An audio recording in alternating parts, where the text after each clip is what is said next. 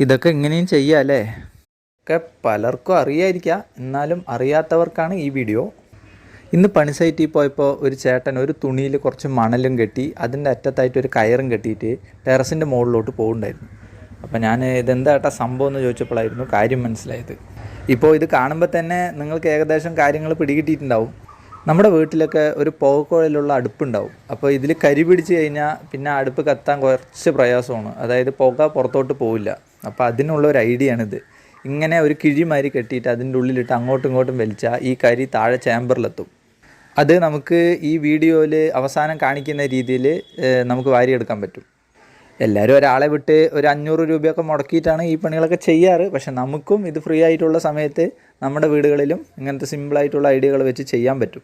അപ്പോൾ 1 മിനിറ്റ് കൊണ്ട് ആളുകൾക്ക് എന്തെങ്കിലും പ്രയോജനപ്പെടുന്ന വീഡിയോ ആണ് നമ്മൾ ചെയ്തുകൊണ്ടിരിക്കുന്നത്. അപ്പോൾ എല്ലാവരും സബ്സ്ക്രൈബ് ചെയ്യുക, ലൈക്ക് ചെയ്യുക, സപ്പോർട്ട് ചെയ്യുക.